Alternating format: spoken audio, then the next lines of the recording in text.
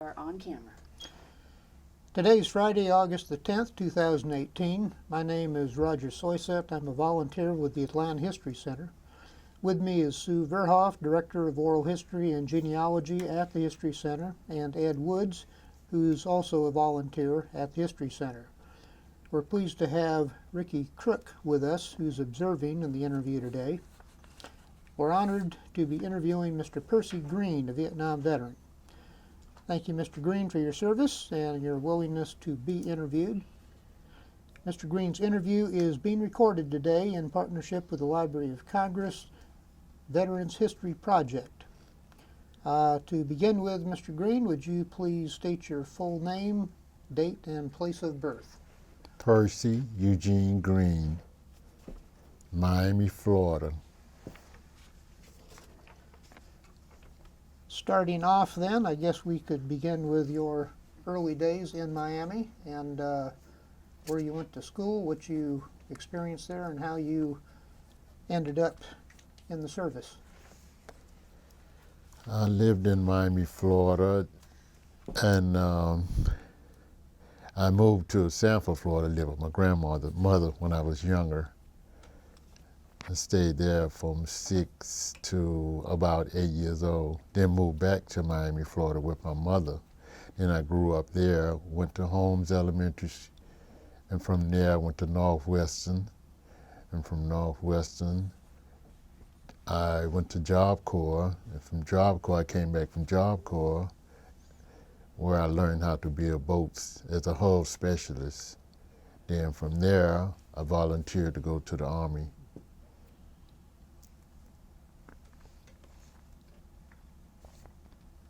The service you performed in the Army was with the 9th Infantry Division, is that correct? Yes. And how did you end up acting like you were in the Navy then? Well, the Army had a mobile riverine force, and that was a part of our job when I first got in Vietnam. We were on search and destroy. We was on night ambush, but that was a part of the procedure. Night ambush, would you actually be in your boat waiting for other craft to be coming down the river? Was that what the idea was? No, we'd be off the boat. After they beached and they let us off the boat, and then we, later on that night, we be out searching for the enemy. Oh, sounds like fun. Trying to find contact with them. Would you be dependent on the weapons on board the ship, the boats, I guess you call them, right? The ships, yeah. One of the ships within the area was the New Jersey, but we had a lot of dependency on them, especially if we get into a large conflict. Did that happen very much? Most of the time at night. That's most of the time when the Viet Cong appear, and sometime during the day when we be just walking, going on a mission, and you might see a couple of them shooting out the coconut trees. The biggest worry we had were booby traps. That was our biggest obstacle, booby trap, walking down the trail, the Claymore mine, walking through a rice paddy, and it was an artillery round didn't go off, they take it and they use it and it exploded when you walk on it. But that was our biggest problem with booby traps. I've heard about traps that were set up on branches overhanging the water. Did you run into that? One fella, I don't know, I think he picked something up. I don't know what it was, but I think he picked something up. And when he picked that up, it exploded. That's why they told her, don't pick anything up that you see. A lot of people want to pick up old weapons or stuff like that. But they just don't pick up anything, and he made that mistake, and he picked it up, and it blew up.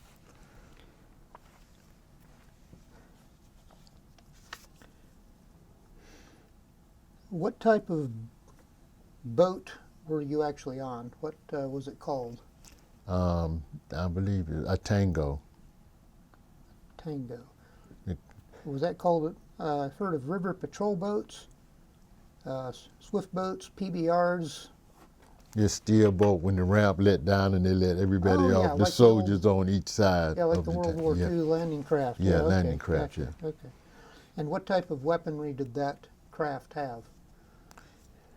The only weapon we were armed with the weapons on the craft. Yeah. The M60, the M16, the M70, the M79. But there wasn't any thing mounted on the boat itself? No. Wow. Your write-up included a rather interesting comment about the danger of being shot in Miami. I guess I'd be curious as to know where that was coming from and how you felt like you had maybe a better chance in Vietnam. Well, Miami turned into a lot of gangs. You're in different, Liberty City, Locka, Carol City, all of them had gangs. And I was just seeing a lot of things happening, gangs shooting at other people, innocent people getting killed. And I just didn't want to be a part of that. I think I can do more with my life. And then Kennedy made this statement, it's not what you can do for your country, but what you can do.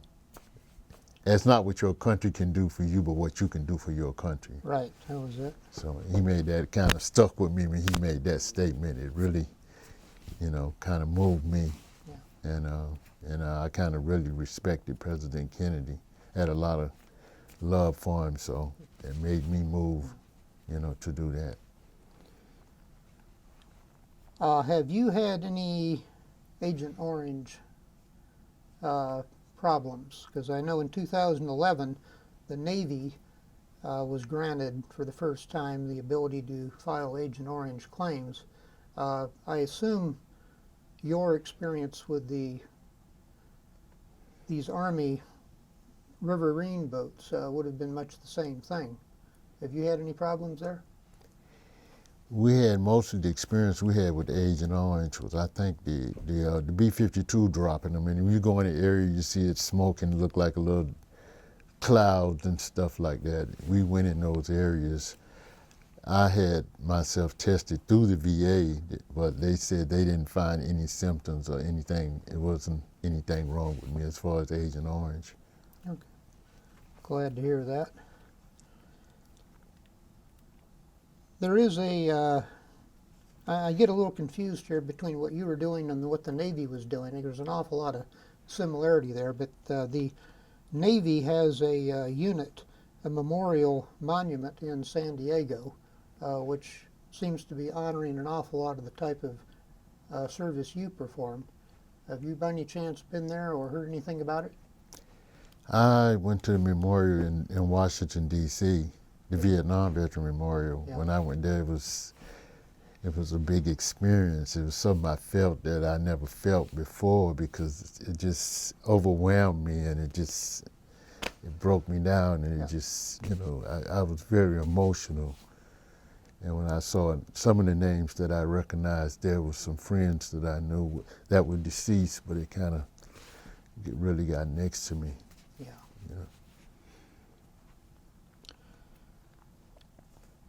Well, your service resulted in your return.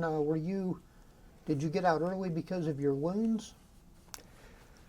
Well, I was in Vietnam about 10 months, going on 11 months. I was getting shot.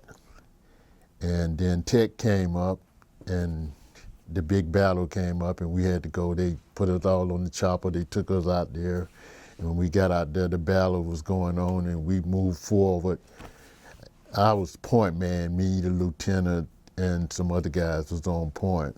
And then everything just exploded from our side, from their side. Then I was caught right in the middle. So when I got caught in the middle, I got wounded. Then I was calling for the medic. They was trying to get me out. Then they had to call for 2 gunships. 2 Cobras came in and just stood there and just cleared the way. Then the chopper came back. When the chopper came back, it came down. Then it went back up again. Then they had to spread again. So they finally got me on the chopper and they got me out of there. And I was grateful to get out of that because it was like it was a lot of fighting, a lot of shooting, a lot of things going on. You were telling me earlier about the rather remarkable work that a doctor did to heal your wounds. You want to tell us a little about that? Yes, when I first got back to the United States, I met this young doctor, and he was just telling me he was going to work with me. He said, you got some bad wounds, and we're going to try to get the holes closed in your ankle, your knee, then this leg was split over here. And he said, I'm going to try to work with you. You're going to have to be here for a while. You just have to be patient. You're going to have to be on a lot of medication. So I said, well, anything, because I really didn't want to lose my limbs. And I worked with him. And he put some metal in my legs, and they took that out. Then they took some bone out of my hips. Then he put that down there.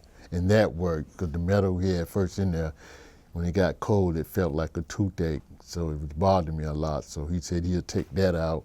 And like I said, when he took that out, he took some bone out of my hip and he drafted it down there and it felt much better. And, everything worked out pretty well. Wow. What have you done with your life since your service? When I went back to Florida, I was like depressed for I was depressed for a long while. I was just trying to figure out what was wrong with me, and it was the effect of the medication plus just being in the war, and I was just trying to figure out what was wrong with me for a while. And for a good while, I was just lost for about 5 years. Then I just got up one day and I started going to school, started doing work for the American Red Cross, doing work for other veterans that were getting their discharge upgraded because some veterans had undesirable discharge. So I was working with the American Red Cross to get their discharge back to an honorable discharge so they'd be able to get their benefits after they'd been serving in a war, because I kind of believed that they deserved it after all they had been through.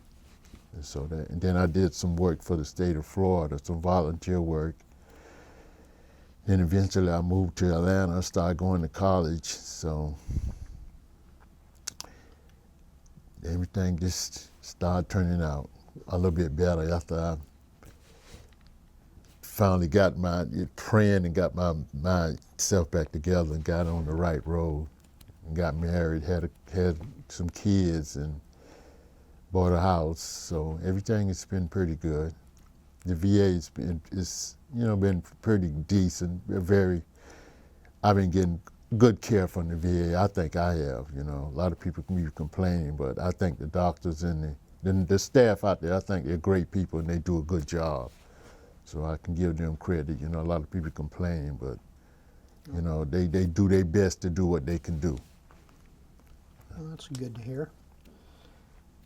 I really need to ask my cohorts here if they have any thoughts, questions. I have a bunch. May I leap in? Leap in.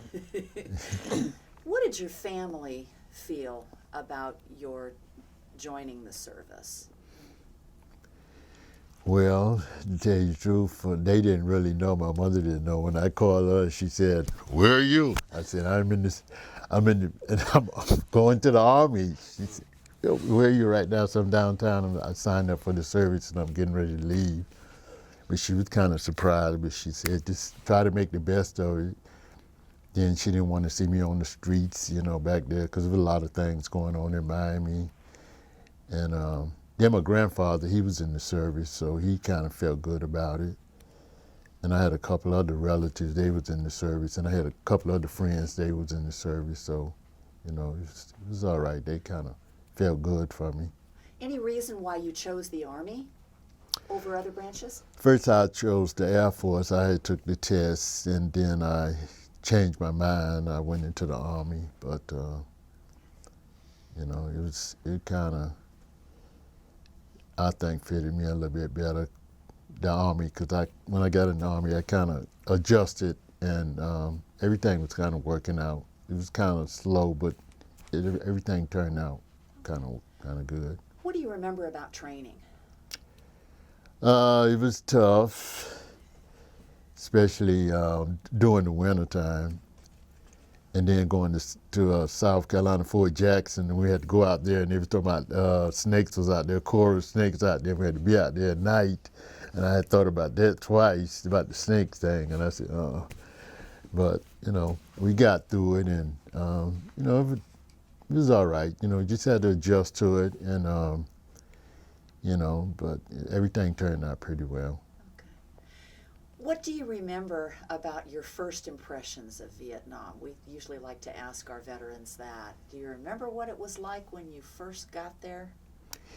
Yes, when I first got there and I started hearing all the bombs and different things going off, I got kind of nervous, and I was kind of figuring out, well,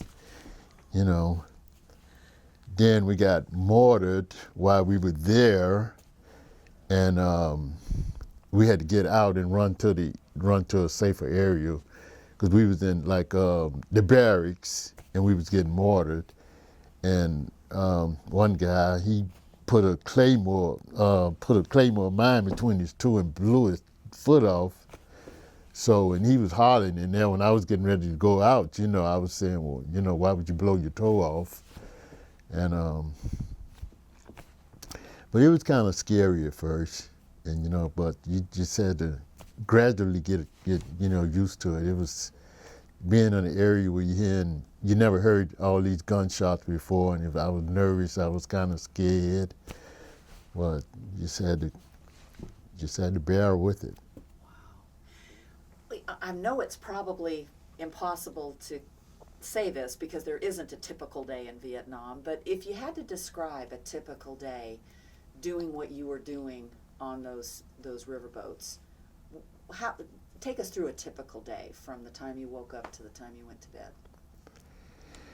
Well, when we woke up, we got on the boats, we went out on a mission, and normally we'd be out about 3 days, then we come back. But out there, you searching for the enemy, and a lot of times we catch prisoners, and then we have to hold them and bring them back, and we just another typical day, come back to the ship, then they have a bunch of beer waiting on us, and then the next day is the same procedure. And we did that for about 3 months. Then went back to the base camp. We started to do the search and destroy mission, night ambush. Then we came back from that. Then we had to go build a camp out in the woods. And we got there. That was a big experience, because when we started building the camp, they started firing on us all that day. Then they mortared us all that night. Then a couple of guys ran to the first aid area, and they blew that up and killed a couple of guys. So it was like, it was hard, because it was a constant thing. It was firing on when we get there, and then at night they mortar, and they dropping mortars like in different areas, just dropping them, because we had an Arvin compound there. So I guess they was already zeroed in on us in our area we was in. Mm-hmm. So it made it much easier for them to drop the mortars on us. But it was, Speaking of the Arvins, how did you get along with them? Did you work with them? We were by their compound, but we worked with them, but I didn't see too much, that they were doing. But sitting there, just, I was trying to figure out what were they doing anyway, because it seemed like we were doing all the work and protecting South Vietnam. And some of them we worked well with them. The ones that went out in the field with us and helped us fight, we was working with them. But then you had some just sit there on the compound all day. Yeah. But we didn't have too much trouble with them. The ones that wanted to go out and fight and try to do what they were doing for their country, you tried to save their country. Yeah. So you said that you were moved by President Kennedy's speech. How did you feel when you were there? Did What were your thoughts about your reasons for being in Vietnam once you'd kind of been there for a while and seen what it was like? My thoughts was after I started being there for a while, it was different things started to happen. As far as getting ranked, a lot of black guys wasn't being promoted, and we were kind of, because I walked point from the time I got in Vietnam to the time I got shot, and we kind of thought that we deserved a little bit of rank besides private PFC. But that's the biggest problem we had, not getting promoted. And did you find that across the board with officer and enlisted men of color, that there was difficulties with being promoted? Well, the unit I was into, it was predominantly black. So, then we had a lieutenant, but he was kind of like what they call gun-ho. He liked to volunteer for everything, night ambush. He volunteers for every little thing. And when he volunteered, that meant you got That volunteered. meant we had to go, and especially at night, then, you had to walk through there because the whole area would be booby-trapped. That was the biggest problem, walking at night. Then we'd be out there laying in the water. Then one night I was laying on a grenade, but it had rusted out from the water. So it was just, a lot. Because we had been out all day, then you had to come back in, then you had to go back out on night ambush. But I don't know, he just volunteered for everything. And the guys was kind of getting upset, white and black, because he volunteered for everything. And they were tired because we'd been out all day, 3 days, then you come back in, and he's trying to volunteer to go back out. But, then they had to get him straight. Then they had him replaced because we went out in the area, and a lady was on the rice paddies, and he just shot her. And we were saying, because we're supposed to be on point, and you're not supposed to shoot unless people shoot at you first. That's what we're trying to get him to understand. Just don't start going out and shooting people. And they finally replaced him. So Was the new guy any better? yeah, he was much better. He had more common sense, you know what I mean? Because he just, followed orders, did the maneuvers, go out for night ambush, did what we had to do, and we come on back in, and everything was, everything was all right. Catch the prisoners, bring them all back in, and everything was much better. The morale of the men changed and everything, because they kind of felt that he was a much more of a leader instead of being gun-ho, just shooting, without being shot at. Because they say don't start shooting unless the people fire on you first. Just don't start shooting innocent people for nothing. Did you ever hear if that guy was prosecuted for anything? No, I think he got transferred to another company, and that was the last we heard of that. But he was replaced with another lieutenant, and he was, the unit was more satisfied with him because he was more, like I said, he more level-headed, and he wasn't trigger happy to just shoot folks, Yeah.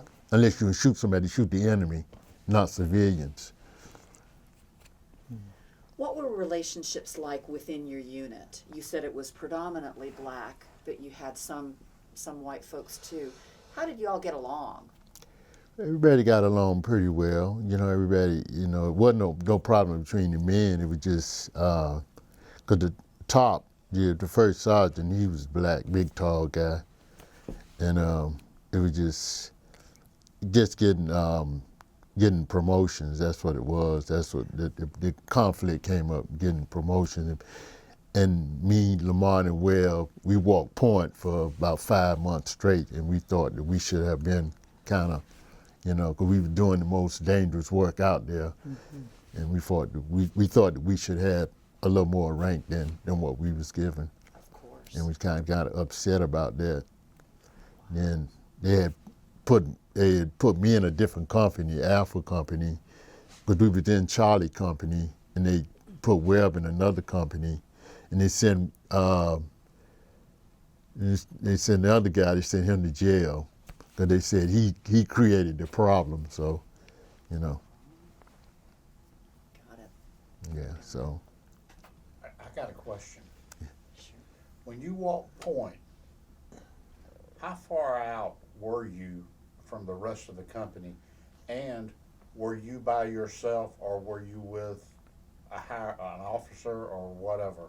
And did you have radio contact or could you act responsibly against the enemy? Could you shoot first if you saw the enemy? When we walked point, it was the lieutenant. It was myself as a rifleman. Then we had two other riflemen. Then we had two Vietnamese, and then we had the RTO. And that's, just we'd be out maybe about 20 meters or sometime a little bit farther in the front of all the men. And just, because we have to, a lot of the Vietnamese can detect booby traps. Then we had two kids with us. We had to get rid of them because they tell us where all the booby traps was and what to look for and where not to go, especially walking down trails. Because one day we just stopped for a minute. The little boy said, no, stop. He said, don't go down there. And the lieutenant, he hollered, move out, move out.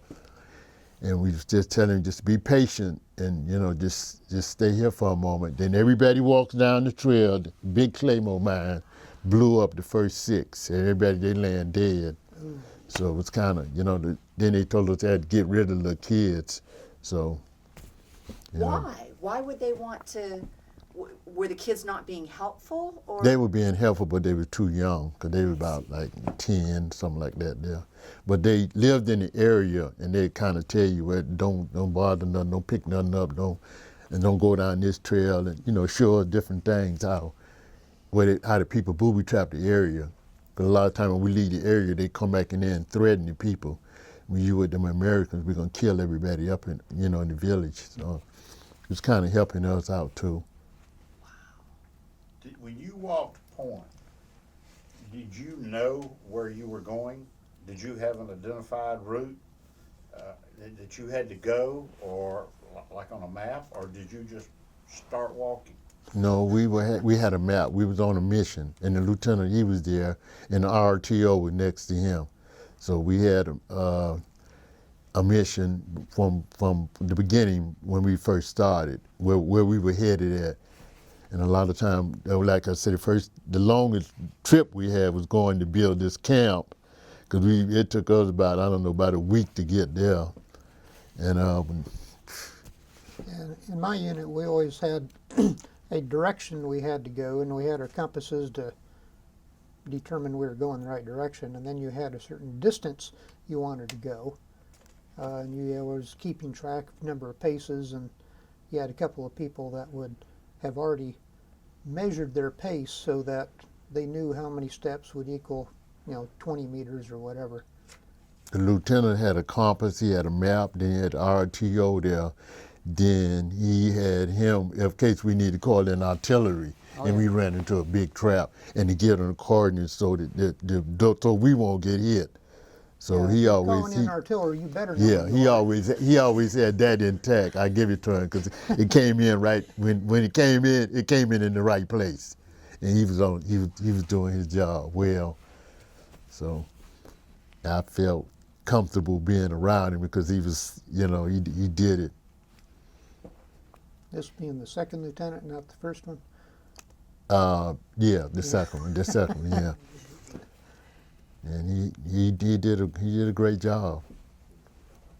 can you tell us anything about R&R while you were there? Yes, I didn't get a chance to go to Hawaii. I went to Vong Tau for 3 days, and it was nice. The people in the area was nice. I had a good time myself. Just going out to the little clubs and just getting away from that shooting and bombing all the time and night ambush. And it was just get away, just relax for at least a week or so. So it was pretty interesting. I'll insert here, Vung Tau was an in-country R&R. In country, So you yeah. didn't get to go Out country, out of country, no. probably because you Got didn't get your wounded. full term, yeah. Yeah. Have you managed to stay in touch with people who were in your unit? Any reunions? I met a guy, Andrew. He was one of the guys that came out and picked me up when I got wounded. He worked for the FBI. He looked me up when I got back to Miami. Then I had got out of the service and I had gotten married. And he knocked on the door. Hey, Percy, you remember me? And I said, hey, I was surprised to see him, you know, because he's the FBI. They can find anybody. And he's telling me where he worked for. I worked for the FBI, and, you know, I just thought I'd look you up to see how you were doing. He said, because, you know, I was one of the guys that, when you got wounded, they came to get you and took you back to the helicopter. So I, you know, just greeted him, and, Oh, yeah. yeah, that was, you know. It's a good guy to know. Your coming home experience, I know, was a little bit different because you were wounded, and I'm assuming that they sent you home after being wounded, right? Yes. Okay. Have you experienced any of the negative attitudes that so many Vietnam veterans have experienced early on after you came home? Anyone that treated you poorly because you served in Vietnam? I heard some negative things on the media, but I didn't. As far as people that I met when I got back, it was, you know, they treated me pretty decent. And going to the VA and other facilities that the veterans go to get services and stuff, I was getting fairly treated, you know, and the VA was taking, you know, good care of me, so I wasn't, you know. And then if you had any complaints, you know what to do, you know. So, I mean, everything was pretty nice. Well, do you feel like your service is something that you would recommend to others? In other words, maybe to your children, grandchildren. Yes, I would. I would tell my son now because I was trying to sign him up, but he's going to college. But I told him it's a good experience because I think it'll make you more of a man, make you more of a man, help you more mature, and you know, being out there on the streets, because there ain't nothing out there on the streets, you know, but a bunch of foolishness. But I think it'll help you mature as being a young man. Mm-hmm. I would recommend. Some of these young guys out here on the street look like they lost. I would think, you know, I mean, they have their complaints about the United States, what this and that, but, you know, every country has their problems, but, you know, it's still our country and we still live in it. So, you know, and we have to protect it. We have to do what we have to do to protect it. And, you know, no matter how you feel about it, you know, but we still a part of the United States. We're still a part of the people, and we must do everything we can do to make this a better country and work together to do that, you know, but.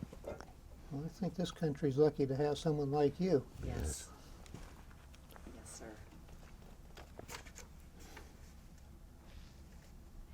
Is there anything we haven't covered that you'd like to share about your time in Vietnam?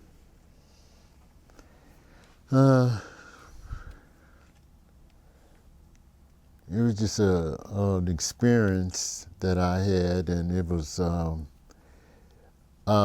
it helped me to grow in ways, you know, and learn a lot of things. And like I said, some of these young men out here, some of them, they need to be in the Army. I think they need to be a little more disciplined because it's just a lot of foolishness going on out here in the streets.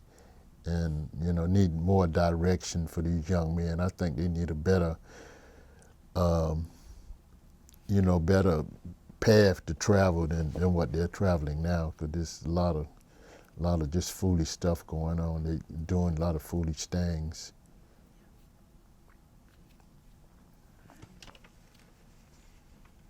Well, sir, Ed, did you have anything else? No, absolutely not. No, I was very intrigued. This is great. I'm just concerned, and having never walked out into the jungle like you did, I was in more of a contained area. Mm-hmm. However, just working point, and I was really interested in that, and how you arrived at what you were going to, you know, that scared the poop out of me, okay? Yeah, it scared us too going on the point because you never know what to expect. when you're out there, you never know if you're gonna go down a trail or booby traps. The biggest obstacles were booby traps. That was our biggest fear, was booby trap, walking on one, or walking into a pit, or something coming out of a tree.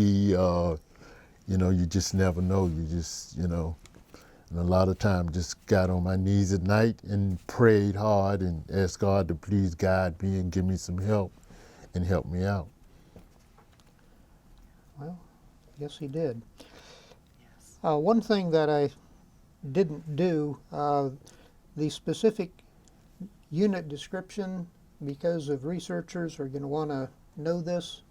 9th Division, what were the other lower units within that? What battalion? Were you in a regiment or what? I was in the 9th Infantry Division, Yeah. 3rd of the 47. Okay, that's what I needed. Okay. Okay. Well, I'm really running out of questions. I've sure been impressed with what I've heard, sir. My own experience with Walking Point was almost zero, because I was never with the Point Squad.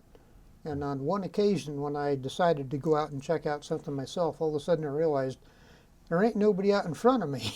Okay, yeah, yeah. That was a little bit of a shock. Yeah, the problem I had, my partner, he used to walk behind me, but he always kept his weapon on automatic. Then I was just told him, "Suppose you thump over something, Yeah, and don't I'm want in him the to front trip. of you," you know what I mean? But he always had this, but he was very alert. I always loved him being on point because he was a very alert person. He just, anything he hears, he sees, and he was a good, good person. Yeah, we had one guy who, on 2 occasions, tripped and fired his weapon, and it got to the point where the point man was right in front of him, made it known, this happens again, if you don't kill me, I'm going to kill you. So we started switching people around. Yeah. It's personal. Well, sir, I very much appreciate your story, your service, and I want to thank you and the benefit that this interview is going to give us for the Veterans History Project. Any closing comments by anybody here? I don't think we're all- have anything that you want to say for posterity, anything at all you'd like to get on tape. Well, I can say that I'm thankful that I'm a part of this United States of America. I think this is a beautiful country, and I think that people need to work together, black, white, Indian, whatever, to make this a better country for everybody in a peaceful manner, so that we all can live in a peaceful environment. Very well said. Couldn't agree more. Thank you for your service, and welcome home. Thank you. That was